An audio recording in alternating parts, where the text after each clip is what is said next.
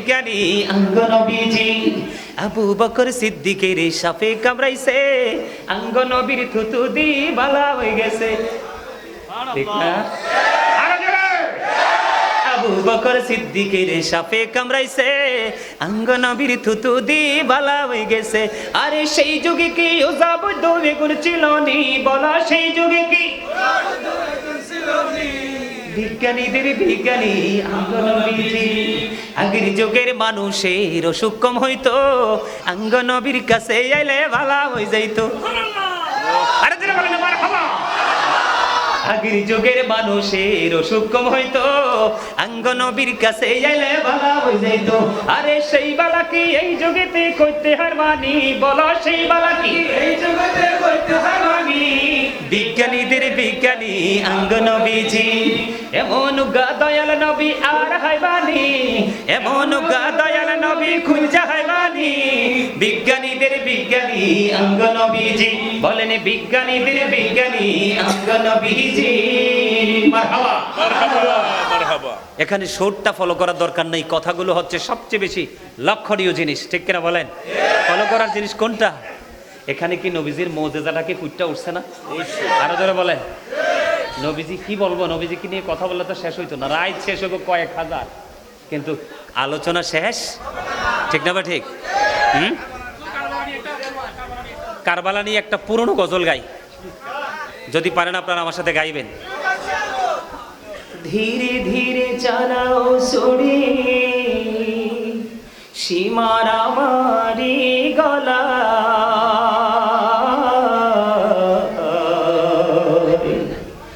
জয়নাল আবদিনের কান্দন শুনতে দাও না রে আমার। ধীরে ধীরে চালাও সুরে সীমার আমারি গলা,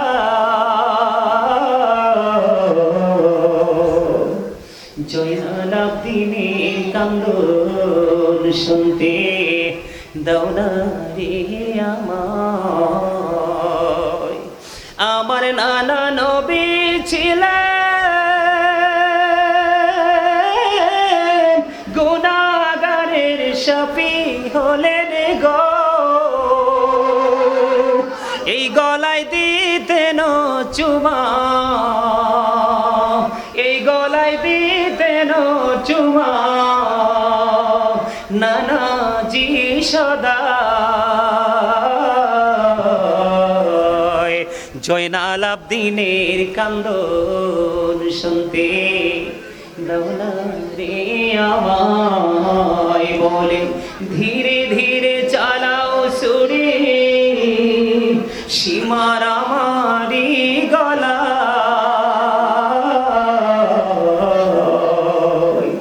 জয়নাল আবদিনের কান্দন শুনতে দাও না রে আমায়।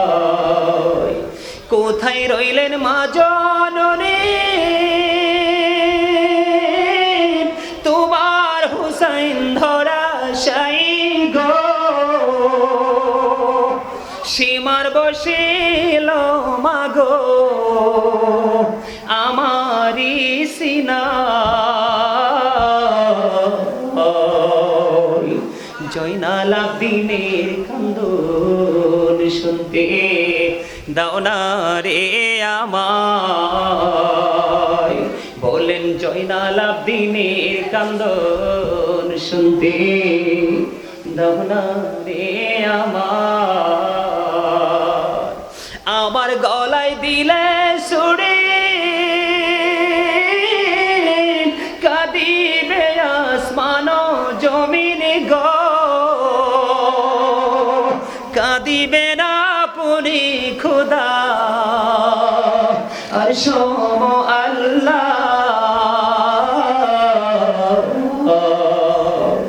জয়নাল আবদিনের কান্দন শুনতে দাও না রে আমায়। মারহাবা বলে। আমি যে আলোচনাগুলো এতক্ষণ করেছি না, এই আলোচনারই কিছু অংশ কবি রাইটার তার লেখনীর দ্বারা সরে সরে তুলে ধরেছেন। এগুলো কি আমাদের কি আবার পুনরায় কি 61 হিজরিকে মনে করিয়ে দেয় না? সত্য এবং মিথ্যার পার্থক্যের জন্য যেই জায়গাটা প্রয়োজন সেই জায়গাটা কি তৈরি হয় না? কথা বলেন না, হয় কি হয় না? আর জোরে বলেন। সম্মানিত উপস্থিতি, আসলে কারবালার আলোচনাটা এমন একটা আলোচনা, এখানে কিন্তু আসলে একদিক দিয়ে কিন্তু ভালোবাসাটা হারিয়ে যায়। কোন ধরনের ভালোবাসাটা হারিয়ে যায়? যে সুরে সুরে গজল গাওয়া, এই জায়গাটা কিন্তু আসলে থাকে না। এই জায়গাটা আসলে 100% আমাদের মধ্যে থাকে যখন আমরা রবিউল আউয়ালে যখন আলোচনা করি। কারণ নবীজি আসতেছে, নবীজির কদম মোবারক, পবিত্র কদম মোবারক পৃথিবীর জমিনে লাগিয়েছে, রহমত এসেছে। বন্ধু এখন তো গরম চলে আসছে, শীত হইলে ওয়াজটা জমতো ভালো, ঠিক নিও? বলে হুজুর কেন? আমি আমার দিক থেকে বলছি কেন। কারণ এখন আপনাদের এই পাহাড়ি আঁকা বাঁকা মেঠু পথ ঘুরে ঘুরে দেখে দেখে আসতে অত্যন্ত ভালো লাগলো। চাইয়া দেখলাম বন্ধু, গাছের প্রত্যেকটা ডালা একেবারে তাজা, সবুজ সবুজ পাতাগুলো অত্যন্ত গ্লেজি, দেখলে যেন সৌন্দর্য চোখের জ্যোতি ফিরে আসে। বল হুজুর কেন বললেন? কিন্তু আর কয়টা দিন আগেও গাছের এই সুন্দর চেহারা ছিল না। ঠিক না ঠিক? হুসাইনি আদর্শকে লালন করতে হবে, কেমন করে বাস্তবায়ন করতে হবে, কেমন করে বন্ধু শিখে নেন। হযরতে আবু যর রাদিয়াল্লাহু তাআলা আনহু থেকে হাদিস কানা বর্ণিত, আমার নবীজি শীতের দিনে বের হলো। শীতের দিনে গাছের পাতা ঝরে কি ঝরে না? সব গাছের নি না, মাশাআল্লাহ সালাক আছে তো। আমি তো ভাবছিলাম ঘুমাই গেছে, না ঘুমাই নাই। তাল গাছের পাতা তো আর ঝরে না, সুপারি গাছেরটাও তো ঝরে না, আর অনেক গাছ আছে যেটা ঝরে, ঠিক না ঠিক? দেখেন কি মজা, নবীজি চাইয়া দেখলেন গাছের পাতা বিরামহীন ভাবে ঝরে ঝরে পড়ছে। হাদিস শরীফের মধ্যে এসছে নবীজি গাছের ঢালাটা ধরলো, ধরার পরে আবু যরকে একটা ডাক দিলেন। আবু যর উত্তর দিলেন লাব্বাইকা ইয়া রাসূলুল্লাহ। আমার নবীজি একটা ডাক দিয়ে বললেন, রে আবু যর, চাইয়া দেখো শীতের কারণে গাছের পাতা কেমনি শুষ্ক হয়ে ঝরে ঝরে পড়ে। নামাজ নামক জিকিরের মাধ্যমে যখন আল্লাহর বান্দা আমি নবীর উম্মত যখন আল্লাহর কুদরতি কদমে নামাজ নামক সেজদার মাধ্যমে জিকির করবে, ওই গাছের পাতার মতো তার জীবনের গুনাহগুলি ঝরে যাবে। ইমাম হুসাইন এটা করছে কি করছে না? তা আপনি আমি করিনি, কথা কয় না। আরে উচিত কথা কইলে তো অনেকেই রাগ হয়ে যায়, তাই না? হুজুরের লোকে রাগ করেন না, ঠকবে। আলেমদের সাথে রাগ করতে নাই, তাদেরকে যত বেশি ভালোবাসা দেওয়া যায়, ঠিক না বেঠিক? আমি আমার দাদা ভাই, আমার যদি কেউ পেট ভরে খাওয়াইতে কয় আমি খুশি হই না। আমি জুমার দিনে পবিত্র মিনারা মিম্বরে দাঁড়িয়ে যে ওয়াজ করছি, এটা যদি মাইন্না চলে আমার মুসল্লি, এটাতে বেশি খুশি হই। সুবহানাল্লাহ বলবেন না? আমি আবার কারো বাড়িতে খাওয়া টাওয়ার পক্ষে নাই, আমি খাইও না। দেশে দেশের বাহিরে যেখানেই যাই খাবার সাথে করে নিয়ে যাই। আর বাড়ি জিজ্ঞেস করেন আসেনি লোকটা কই গেল, উনি ডিটেলস জানে আমার সব কিছু। আমি একটা এক্সাম্পল দিলাম আর কি আপনাদেরকে। প্রকৃত আলেম হচ্ছে ওরাই, প্রকৃত শ্রোতা হচ্ছে ওরাই, ভালোবাসার আকর্ষণ এবং বিকর্ষণ দুটোর মধ্যে হয় যারা বলে, বলার পরে শোনার পরে যারা মানে, এটাই হলো প্রকৃত প্রেম। কথা বলেন না কেন? আমরা ইমাম হুসাইনকে, ইমাম হাসান রাদিয়াল্লাহু তাআলা আনহুকে ভালোবাসবো, সেই ভালোবাসা হলো তার আদর্শকে লালন করা। কথা বলেন আরো জোরে। বন্ধুরে আবার বলতেছিলাম আমি, ইমাম হুসাইনের প্রতি ভালোবাসা, ওনার প্রতি রেসপেক্টের জায়গাটা আল্লাহর পক্ষ থেকে ছিল, রাসূলের পক্ষ থেকে ছিল, এবং আমাদের পক্ষ থেকেও আমরা রাখবো। তাহলে আমরা সত্য মিথ্যার পার্থক্য করতে পারবো। এবার আসি, ইয়াজিদকে নিয়ে একটু কথা বলি, বলবো? হ্যাঁ শোনেন, আমাদের দেশে কিন্তু অনেক পিসাব আছে, নিজেকে পীর দাবি করে। কারবালা আসলে ইমাম হুসাইন নিয়ে ওয়াজ করে না, ইয়াজিদকে বলে হযরত ইয়াজিদ। আবার ফতুয়া দেয় ইয়াজিদ নাকি 100 রাকাত নামাজ পড়তো। আবার কয় ইয়াজিদ নাকি কোরআনে হাফেজ ছিল। আমি গাজী সুলাইমান বলি ইয়াজিদ ইজ ক্যারেক্টারলেস। বুঝেন নাই? ইয়াজিদ হলো চরিত্রহীন। এটার পক্ষে কে হা না ভোট হবে? ইয়াজিদ চরিত্রহীন ছিল, এটার পক্ষে কে দুই হাত তোলেন সোজা করে, আরো জোরে। ওরে বাপরে বাপ, কি মুসলমান আমার সামনে শক্ত পাথরের মতো। না মান, আপনি হাত না তুললে আমার কিচ্ছু যায় আসে না, যায় আসে আপনারই।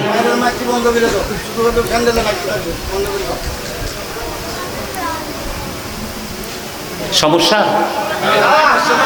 আমি বাইরের মাঠগুলো বন্ধ করে দিবে এখানে শুধু খালি ফ্যান দিলে মাইক দিবে না। মানে কে মাহফিলের সভাপতি? মাহফিল সংশ্লিষ্ট আর কি। বুঝতে পারছি বুঝতে পারছি বুঝতে পারছি। হ্যাঁ হ্যাঁ, সিটি তো এই জন্য না, সিটি তো এই জন্য। সিটি তো হ্যাঁ হ্যাঁ, বুঝতে পারছি বুঝতে পারছি। সাউন্ড বক্স দিয়ে মনোযোগ করে দিন আমি বই ফ্যান দিলে। আচ্ছা, আমি শেষ করে দিচ্ছি অল্প সময়ের মধ্যে, আমি আলোচনাটা গুছাইয়া। মাঝে তারপর দিন আমি সাউন্ড বক্স। আচ্ছা আচ্ছা, ঠিক আছে ঠিক আছে। আমি আপনাদেরকে সংক্ষিপ্ত আকারে বলছি, আমার দিকে তাকান। ইয়াজিদ, দয়া করে কি কথা বলবেন না?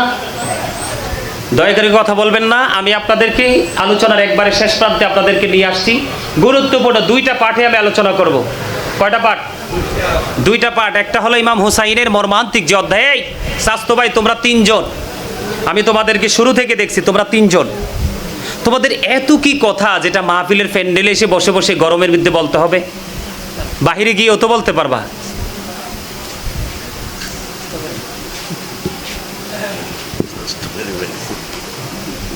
আমি বেড়া হয়েছি সুইটটা, খুলি শুধু গিটটা, বুঝছো?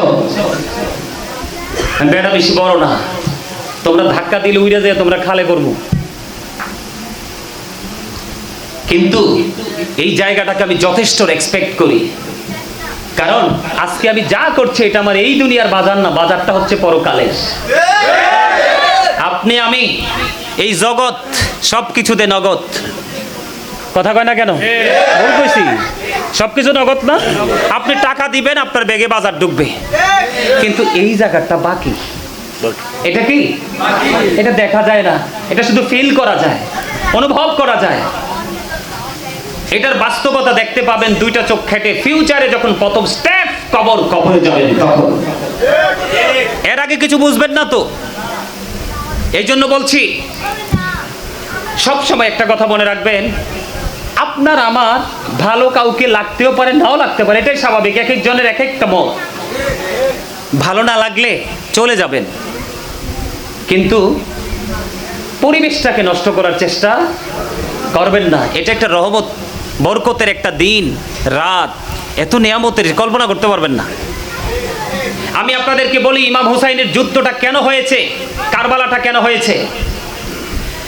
ইয়াজিদের উপদেশটা, ইয়াজিদ কিন্তু হিন্দু খ্রিস্টান বৌদ্ধ ছিলেন না, তিনি কিন্তু মুসলমানই ছিলেন, ঠিক কিনা দাদা? তিনি, খেয়াল করবেন, কিন্তু তার উপদেশটা যিনি ছিলেন তার নাম ছিল শারজুন বিন মানসুরুর রুমি। তিনি দিনের বেলা বানর নাচাতো। কি করত?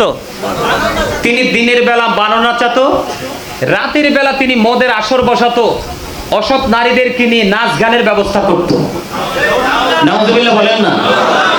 আর তার একজন উপদেষ্টা ছিল কি? একজন বিধর্মী। তো একজন ইমানদারের উপদেষ্টা তো কখনো একজন বিধর্মী হতে পারে না, কারণ আল্লাহ কোরআনে বলেছে উইদ্দাত লিল কাফিরিন, ওরা যাবে জাহান্নামে। আর আল্লাহ কোরআনে বলেছেন উইদ্দাত লিল মুত্তাকিন, মুত্তাকিরা যাবে কোথায়? জান্নাতে। জান্নাতে বলেছে কে? আর এখানে আরেকটা বিষয় আমি আপনাদেরকে ইনশিওর করতে চাই। আল্লাহ কোরআনে বলেছেন ইন্নাল কাফিরিনা কানু লাকুম আদুওয়াম মুবিনা।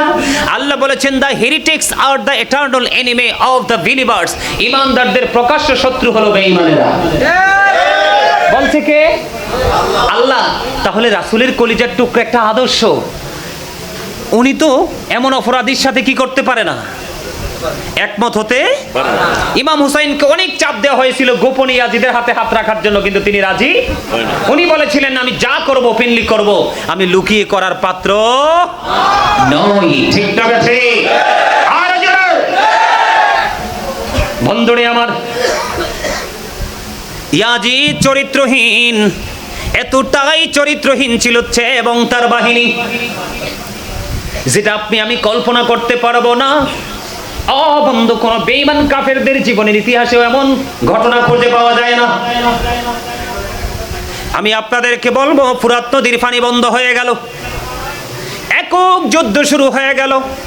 আলী আকবর যখন যুদ্ধ করতে গেল, আক্রমণ চালালো বন্ধু ইয়াজিদ বাহিনীর উপর, ফিরে আসলো। ফিরে এসে আমার কলিজার টুকরা ইমাম হুসাইন রাদিয়াল্লাহু তাআলা আনহুকে একটা ডাক দিয়ে বললেন, বাবা, বাবা গো, ও বাবা, আমাকে একটুখানি পানি দাও, আমি তাদের সাথে পুনরায় আবার আক্রমণ চালাবো।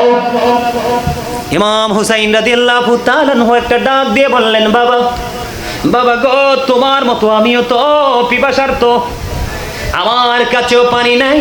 আমি যখন আমার নবীর কাছে, আমার নানার কাছে যখন পানি চাইতাম, আমার নানা আমাকে জিহ্বাটা বের করে দিত, আমি চুষে প্রশান্তি নিতাম। এই কথা বলে বন্ধু ইমাম হুসাইন আলী মুকাম, ইমাম হুসাইন রাদিয়াল্লাহু তাআলা আনহু ওনার শুষ্ক জিহ্বাটা বের করে দিল। জিহ্বাটা বের করে দেওয়ার পরে আলী আকবর বাবার শুষ্ক জিহ্বাটা চুষে নিল, কিন্তু আলী আকবরের পানির তৃষ্ণা মিটে না, কারণ ইমাম হুসাইনের জিহ্বাটা বন্ধু শুকনো ছিল। এটার জন্য দায়ী কে? বলেন না আপনারা, বলেন না আপনারা, শিখতে আসছেন না? এটার জন্য দায়ী কে? ইয়াজিদ। আমরা বলি ইয়াজিদের নাকি কোনো দোষ নাই। এই ঘটনা কে ঘটালো? এই নিষ্ঠুরতা, এই নিপীড়ন কে চালালো? ইয়াজিদ বাহিনী ইয়াজিদের কাছ থেকে পুরস্কারের জন্য এই কাজ করেছে। আসলে কিন্তু ইয়াজিদের কাছ থেকে কোনো পুরস্কার পায় নাই, কোনো পুরস্কার দেয় নাই। ইয়াজিদ পুরস্কারের লোভ দেখিয়ে ধ্বংস করার চেষ্টা করেছে। আসলে কি ইমাম হুসাইন নিশ্চিহ্ন হয়েছে? নিশ্চিহ্ন তো হয়েছে ইয়াজিদ, ঠিক কিনা বলেন? কতলে হুসাইন আসল মে মর গই ইয়াজিদ হ্যায়, ইসলাম জিন্দা হোতা হ্যায় হর কারবালা কি বাত। আল্লাহু আকবার বলবেন না? আরে আরো জোরে বলেন আল্লাহু আকবার। শেষ বালুজান, শেষ বালুজান। আমরা তো শেষ প্রান্তে চলে আসছি, ক্লান্ত হলে চলবে? আরো জোরে বলেন। একটু কথা বলেন, আমি শেষ করে দিচ্ছি। একটু ফিনিশিং তো দিতে হয়। আপনাদেরকে যদি শেষ পর্যন্ত নিয়ে না যাই, তাহলে নেগেটিভ পজিটিভ, ভালো মন্দ, আলো আধার কোনোটাই কিন্তু আপনি বুঝতে পারবেন, ঠিক না? ঠিক। কর্তৃপক্ষ ভলান্টিয়ারদের দিকে তাকাবেন না, আপনারা নিজ দায়িত্বে নিজেদের কর্তব্য মনে করে আপনারা কাতারটা সোজা করে দিবেন, তাদের জন্য কষ্ট না হয়, কারণ তারা এমনিতে অনেক কষ্ট করেছে, ঠিক না? ঠিক। আচ্ছা, অসুবিধা নেই, অসুবিধা নেই, এসব অসুবিধা নেই, সময় আছে, আমার হাতে সময় আছে অনেক। আপনাদেরকে কি বলছি বুঝতে পারছেন? আমি একটু জিকির করব, জিকিরের মধ্য দিয়ে বিজ্ঞানীদের বিজ্ঞানী, হ্যাঁ এটা গাইতা, হ্যাঁ হাদিয়ে দিতে হবে তো। হাদিয়া আছে পকেটে? দেখছেন না দাদা, বেহা হয়ে গেছে তো। হাদিয়া দিতে হবে, মানিটা হচ্ছে আপনাদেরকে একটু পরীক্ষা করা। আপনারা যত সুন্দর করে বলছেন হুজুর গজল, গ্রামে একজন রাইটার, আমার এই সিনায় গজলের অভাব নাই, আমি নিজে লেখি, নিজে সুর দিই, নিজে গাই। কথা কি বুঝতে পারছে? আপনারা চাইবেন না শুধু আমি গাইবো, কোনো সমস্যা নাই। এই গজলের মাধ্যমে, হাম নাতের মাধ্যমে কিন্তু মানুষের হৃদয়ে নতুন করে আবার প্রেমের জন্ম দেয়, ঠিক না বলেন? মানুষ আবার চেতনা ফিরে পায়, তাই তো? আরো যা বলেন। বিজ্ঞানীদের বিজ্ঞানী আঙ্গ নবীজি, এমন দয়াল নবী আর হইবানি, এমন দয়াল নবী খুঁজা হইবানি। বিজ্ঞানীদের বিজ্ঞানী আঙ্গ নবীজি, বলেন বিজ্ঞানীদের বিজ্ঞানী আঙ্গ নবীজি, এমন দয়াল নবী আর হইবানি, এমন দয়াল নবী খুঁজা হইবানি। বিজ্ঞানীদের বিজ্ঞানী আঙ্গ নবীজি, বিজ্ঞানীরা রকের যোগে চাঁদের দেশে যায়, আঙ্গ নবী রকের চারা মেরাজ শরীফ যায়।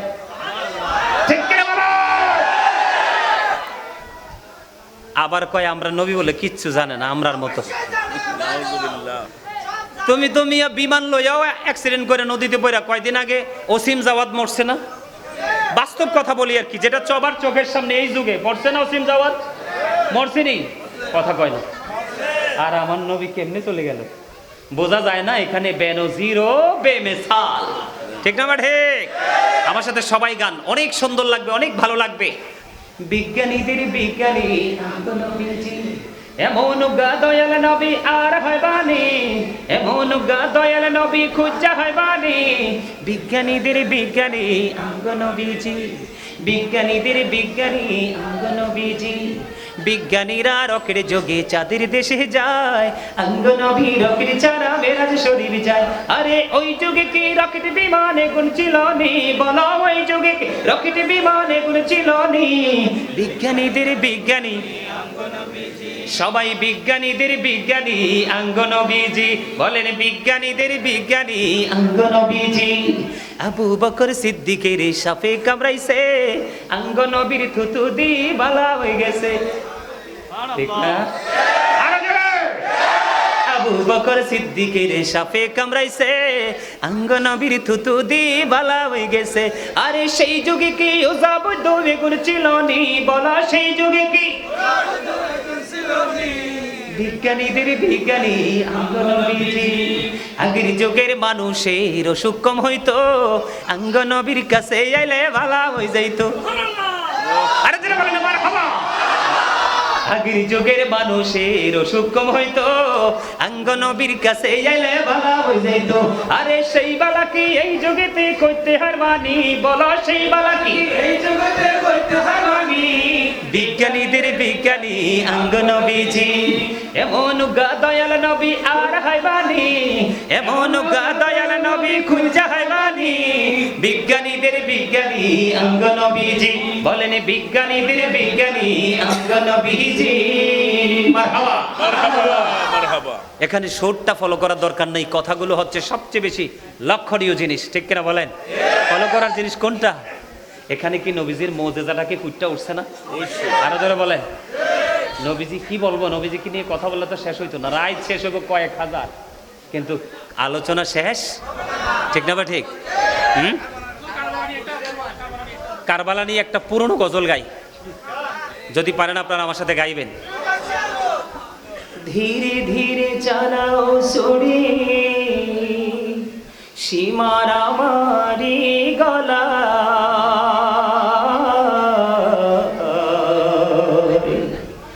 জয়নাল আবদিনের কান্দন শুনতে দাও না রে আমার। ধীরে ধীরে চালাও সুরে সীমার আমারি গলা,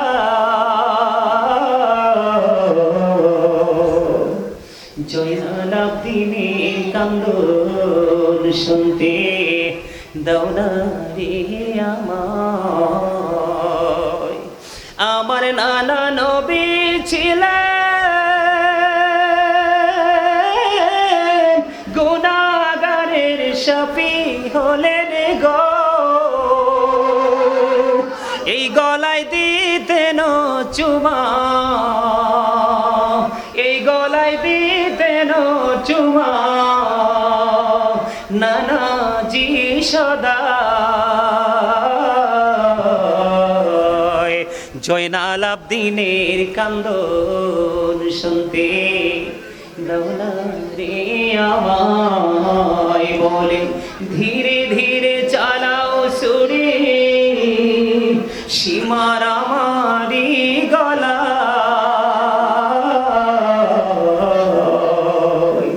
জয়নাল আবদিনের কান্দন শুনতে দাও না রে আমায়। কোথায় রইলেন মা জননী তোমার হুসাইন ধরা শাই গো, সীমার বসিল মাগো আমারি সিনা, জয়নাল আবদিনের কান্দন শুনতে দাও না রে আমায়, বলেন জয়নাল আবদিনের কান্দন শুনতে দাও না রে আমায়। আমার গলায় দিলে সুরে কাঁদিবে আসমান জমিন গো, কাঁদিবে না পুরি খুদা আর সম আল্লাহ। জয়নাল আবদিনের কান্দন শুনতে দাও না রে আমায়। মারহাবা বলে। আমি যে আলোচনাগুলো এতক্ষণ করেছি না, এই আলোচনারই কিছু অংশ কবি রাইটার তার লেখনীর দ্বারা সরে সরে তুলে ধরেছেন। এগুলো কি আমাদের কি আবার পুনরায় কি 61 হিজরিকে মনে করিয়ে দেয় না? সত্য এবং মিথ্যার পার্থক্যের জন্য যেই জায়গাটা প্রয়োজন সেই জায়গাটা কি তৈরি হয় না? কথা বলেন না, হয় কি হয় না? আরো জোরে বলেন। সম্মানিত উপস্থিতি, আসলে কারবালার আলোচনাটা এমন একটা আলোচনা, এখানে কিন্তু আসলে একদিক দিয়ে কিন্তু ভালোবাসাটা হারিয়ে যায়। কোন ধরনের ভালোবাসাটা হারিয়ে যায়? যে সুরে সুরে গজল গাওয়া, এই জায়গাটা কিন্তু আসলে থাকে না। এই জায়গাটা আসলে 100% আমাদের মধ্যে থাকে যখন আমরা রবিউল আউয়ালে যখন আলোচনা করি। কারণ নবীজি আসতেছে, নবীজির কদম মোবারক, পবিত্র কদম মোবারক পৃথিবীর জমিনে লাগিয়েছে, রহমত এসেছে।